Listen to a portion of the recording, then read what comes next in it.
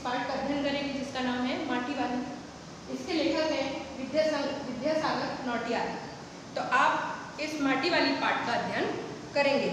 तो सबसे पहले मैं इस पाठ को समझाने से पहले आपको इसका थोड़ा सा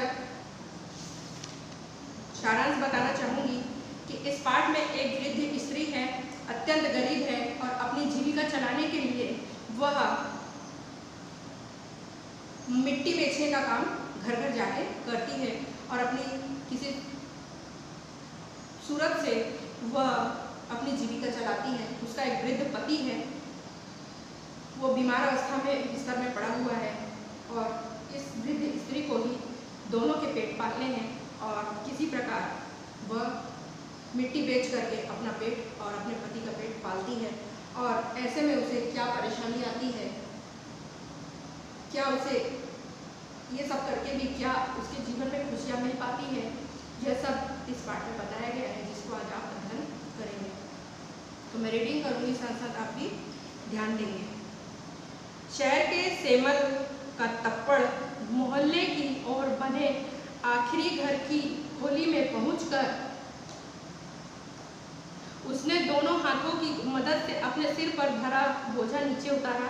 मिट्टी से भरा एक कंटर माटी वाली टिहरी शहर में शायद ऐसा कोई घर नहीं होगा जिसे वह ना जानती हो या जहां उसे ना जानते हो।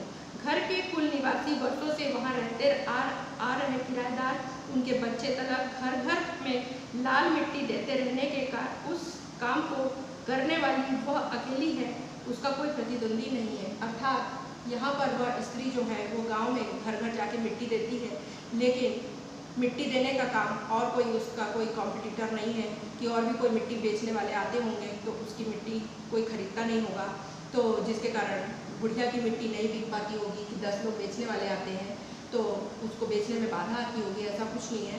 तो सभी लोग इसी बुढ़िया से मिट्टी खरीदते हैं। उसके बगैर तो लगता है टिहरी शहर के कई एक घरों में चूल्हों का जलना तब मुश्किल हो जाता है, वह ना रहे तो लोगों के सामने रसोई और भोजन कर लेने के बाद अपने चूल्हे चौके की लिपाई करने की समस्या पैदा हो जाएगी। अब लोग पहले के ज़माने में मिट्टी से ही घर की लिपापोती करते थे, चूल्हे की लिपाई करते थे और हर दिन ही चूल्हा जलाने से पहले मिट्टी से चूल्हे को लिपाया जाता है। तो जब मिट्टी ना हो तो कैसे घर की लिपाई पुताई और चूल्हे की लिपाई होगी, अगर ये बुढ़िया ना होगी तो तब लोगों के सामने समस्या बन जाएगी। भोजन जुटाने और खाने की तरह रोज की एक समस्या। घर में साफ लाल मिट्टी तो हर हालत में मौजूद रहनी चाहिए।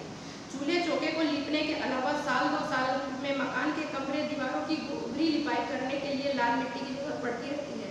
शहर से अंदर कहीं माटा खान है नहीं।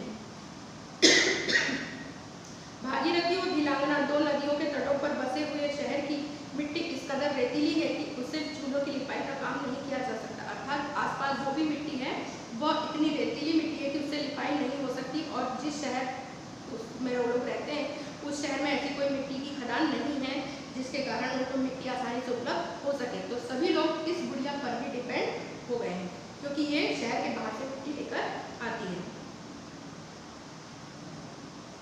आने वाले नए किराएदार भी एक बार अपने घर के आंगन में उसे देख लेते हैं तो आप माटी वाली के ग्राहक बन जाते हैं। घर घर जाकर माटी बेचने वाली नाटे करती एक हरिजन बुढ़िया माटी वाली है। सभी लोग इस बुढ़िया को बहुत पसंद करते हैं, सभी लोग इससे मिट्टी खरीदते हैं। कोई नया किराएदार भी आता है गांव में तो वो भी इसका ग्राहक जल्दी ही बन जाता है। शहरवासी सिर्फ माटी वाली को नहीं उसके कंडर को भी अच्छी तरह पहचानते हैं। रद्दी कपड़े को मोड़कर बनाए एक गोल डिल्ले के ऊपर लाल चिकनी मिट्टी से चुलबुल भरा कनस्तर टिका रहता है। उसके ऊपर किसी ने कोई ढक्कन लगा हुआ नहीं देखा, जैसे कि आपको चित्र में दिखाई दे रहा है। देखिए, अपने कंडर को इस्तेमाल में लाने से पहले वह उसके ऊपरी ढक्कन को काटकर निकाल फेंकती है। ढक्कन के ना रहने पर कंडर के अंदर मिट्टी भरने और फिर उसे खाली भरने में आसानी रहती है। उसके कंडर को जमीन पर रखते रखते सामने के घर से 9-10 साल की एक छोटी लड़की कामिनी दौड़ती हुई वहां पहुंची और उसके सामने खड़ी हो गई। मेरी माँ ने कहा है जरा हमारे यहाँ भी आना।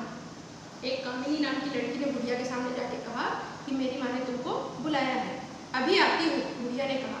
घर की मालकिन ने माटी वाली को अपने कंटर की माटी कच्चे आंगन के एक कोने पर उड़ेल देने को कहा। तू बहुत भाग्यवान है, चाय के टाइम पर आई है हमारे घर, भाग्यवान आए खाते वक्त। ऐसा उस लेडीज ने कहा बुढ़िया को कि तू हमारे खाते वक्त आई है, तो खाते वक्त तो सिर्फ भगवान ही आते हैं, इसलिए तू बड़ी भाग्यवान है।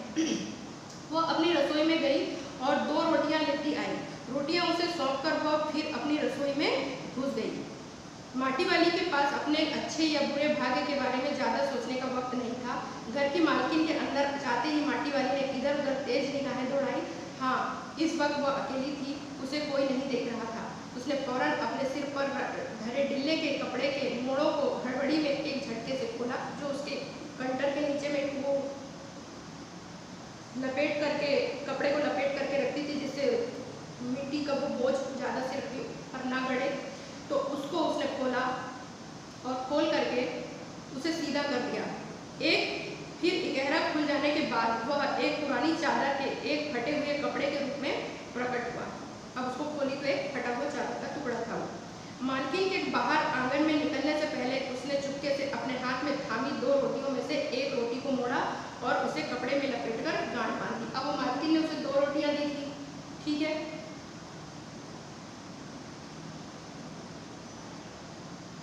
अब बुढ़िया ने क्या किया, एक रोटी जल्दी से कोई ना देखे छुपा के कपड़े के अंदर रखी।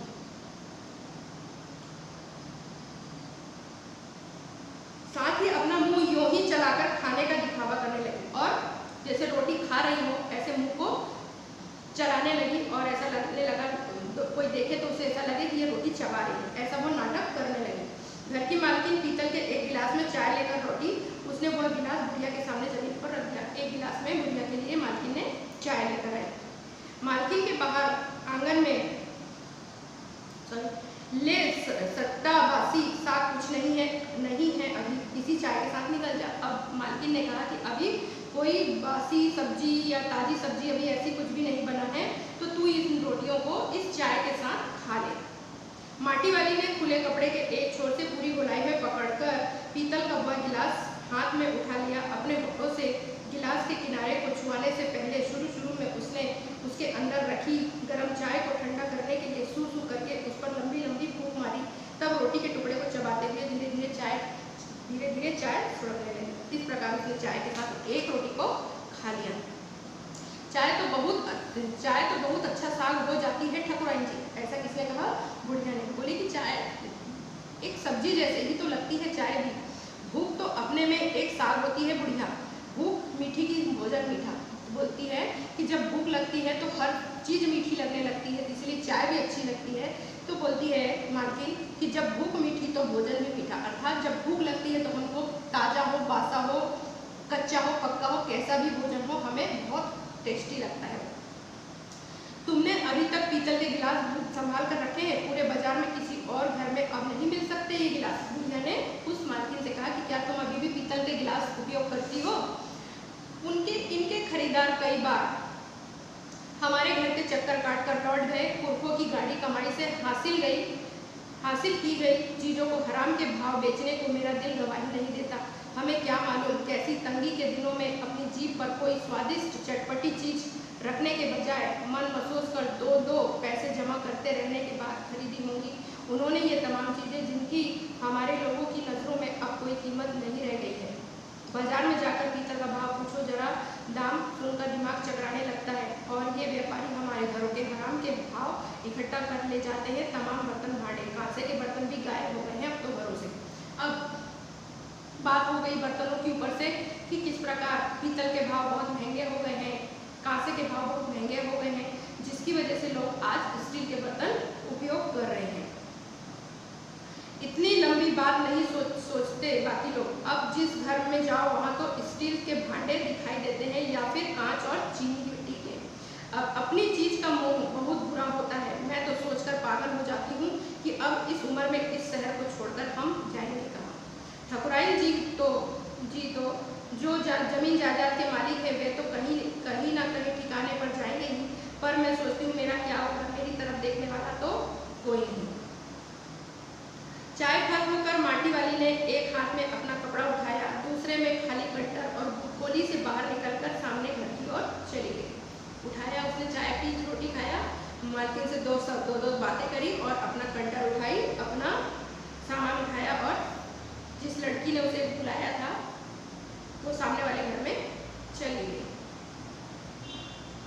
उस घर में भी कल हर हालत में मिट्टी ले जाने के आदेश के साथ उससे 2 रोटियां मिल गई। अब उसको 2 कल के लिए ऑर्डर मिल गया था, कल तुम मेरे घर में मिट्टी दे देना लाके, और उससे साथ में 2 रोटी भी ऑर्डर के साथ मिल गई। उन्हें भी उसने अपने कपड़े के एक दूसरे छोर में बांध दिया। लोग जाने तो जाने कि वह ये रोटियां अपने बुढ़े के लिए ले जा रही। उसने कपड़े में क्यों बांध रखा था? क्योंकि वो अपने बुढ़े के लिए रोटी ले जा रही थी। उसके घर पहुंचते ही अशक्त बुढ़ा कातर नजरों से उसकी ओर देखने लगता है। वह घर में रसोई बनने का इंतजार करने लगता है। आज वह घर पहुंचते ही 3 रोटियां अपने बुढ़े के हवाले कर देगी। रोटियों को देखते ही चेहरा खिल उठेगा बुढ़े का। बोली कि 3 रोटी आज बुढ़े को दे दूंगी तो वो बेचारा बहुत खुश हो जाएगा।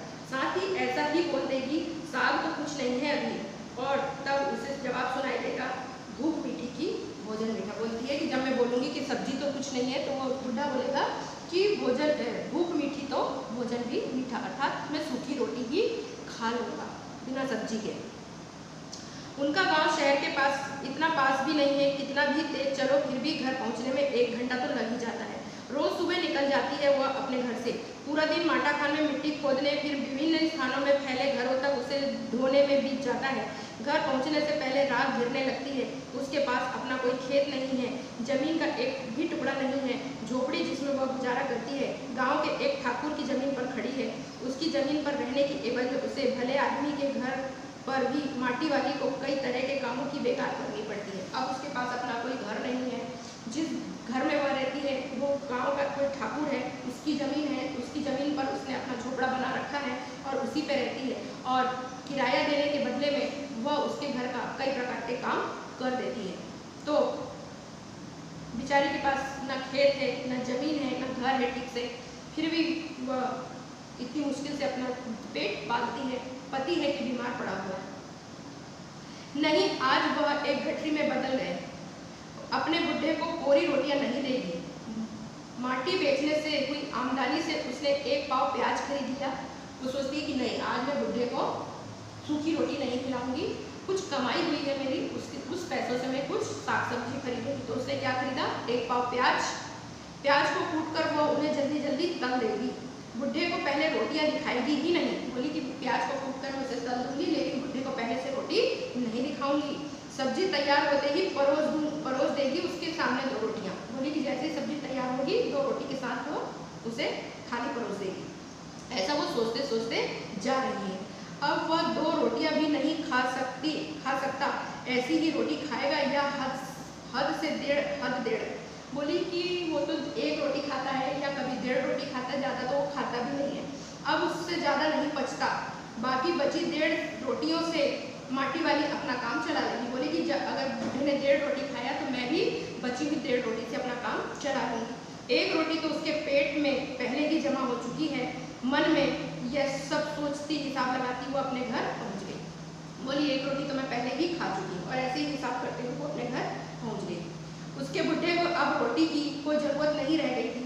माटी वाली के पाँव की आहट सुनकर हमेशा की तरह आज नहीं चौंका था। जैसे ही माटी वाली रोज आती थी, उसके पैरों की आहट सुनकर बुढ़ा चौंक जाता था और बहुत खुशी भरी निगाहों से उसे देखने लगता था कि माटी वाली बुढ़िया ने मेरे लिए कुछ खाने का लाई होगी। लेकिन आज ऐसा नहीं हुआ, और ना ही वो उसके पैरों की आहट से चौंका, ना ही उसकी तरफ देखा। उसने अपनी नजरें उसकी ओर नहीं घुमाई। घबराई हुई माटी वाली ने उसे छूकर देखा। वह अपनी माटी को छोड़कर जा चुका था। जब माटी वाली ने उसे छूकर देखा तो जो बुढ़ा था वह स्वर्ग से हार गया था। टिहरी बांध पुनर्वास के साहब ने उससे पूछा कि वह कहाँ रहती है। एक बांध जो बनाते हैं डैम, वहाँ के साहब ने माटी वाली से पूछा, तुम कहाँ रहती हो? तुम तहसील से अपने घर का प्रमाण पत्र ले आना। बोला कि तुम तहसील ऑफिस से अपने घर का प्रमाण पत्र ले आना कि तुम्हारा घर कहाँ है। मेरी जिंदगी तो इस शहर के तमाम घरों में माटी देते हुए गुजर गई साहब, माटी कहाँ से लाती हो? वो बोली कि भाई मेरा तो कोई ऐसा घर द्वार है नहीं, मैं तो माटी बेचने का काम जिंदगी से करती हूँ। तो साहब ने पूछा माटी कहाँ से लाती हो? तो बोली बुढ़िया माटा खान से लाती हूँ माटी। वह माटा खान चढ़ी है तेरे नाम? बोलता है कि वो माटा खान तेरे नाम की है जो तू वहाँ से खोद के ले आती है जैसे कि तेरी अपनी हो?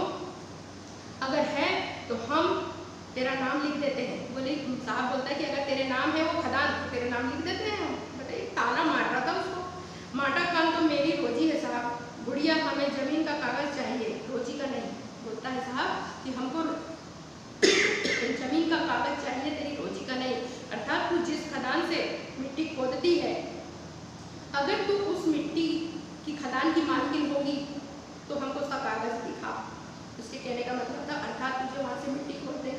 कोई अधिकार नहीं। बांध बनने के बाद मैं क्या खाऊंगी साहब? वहाँ पे बांध बनने वाला था जिस जगह पर वो मिट्टी खोदती थी, तो अब उसकी रोजी रोटी छिन जाती। इस बात का फैसला तो हम नहीं कर सकते, वह बात तो तुझे खुद ही तय करनी पड़ेगी। साहब ने बोला कि हम क्या करें, तेरी रोजी छिन जाएगी तो उसके लिए हम क्या कर सकते? हाँ, तो बांध बनेगा बोला। टिहरी बांध की 2 सुरंगों को बंद कर दिया गया है। शहर में पानी भरने लगा है। शहर में आपाधापी मची है। शहरवासी अपने घरों को छोड़कर वहां से भागने लगे हैं। पानी भर जाने से सबसे पहले कुल शमशान घाट डूब गए हैं। माटी वाली अपनी झोपड़ी के बाहर बैठी है। गांव के हर आने जाने वाले से एक ही बात कहती जा रही है, गरीब आदमी का शमशान नहीं उजड़ना चाहिए। अर्थात जो वहाँ पर बांध बन रहा है वहाँ पर लोगों के घरों को उजाड़ा जा रहा है और वहाँ पर बांध बनाया जा रहा है। इसलिए वह बहुत ज़्यादा परेशान है कि कहीं मेरा घर भी ना उजड़ जाए। पति तो छोड़ के चला गया, अब घर भी ना उजड़ जाए। और उस साहब ने भी देखो किस प्रकार उसके हृदय को छेद करते हुए ऐसे शब्दों के बाण मारे। कहा कि तू जिस मिट्टी को खोदती है, जिस जगह से, क्या वो जगह तेरे नाम की है जो तू मिट्टी खोदती है? हमको तेरी रोजी से कोई लेना देना नहीं। अर्थात गरीब व्यक्ति का कोई सुनने वाला नहीं होता है और ना ही उसका कोई उद्धार करने वाला। इस प्रकार यहाँ पे माटी वाली एक वृद्ध अवस्था में है और किस प्रकार अपनी जीविका माटी बेच के चलाती है, उसकी गरीबी का यहाँ पर बड़ा ही मार्मिक वर्णन किया गया है, जो कि हृदय को छू लेता है और मन को बहुत वेदना और दुख प्रदान करता है कि किस प्रकार उसके पति का भी इंतकाल हो जाता है और वह स्वर्ग सिधार जाता है। इस प्रकार गरीब बहुत ही दीन और दुखी होते हैं जो अपना जीवन बहुत ही कष्ट से गुजारते हैं, जो कि इस पाठ में बताया गया है। आपको समझ में आ गया होगा, तो जो भी डाउट होगा वो आप लोग मेरे से क्लास में पूछ लीजिए। ठीक है, थैंक यू।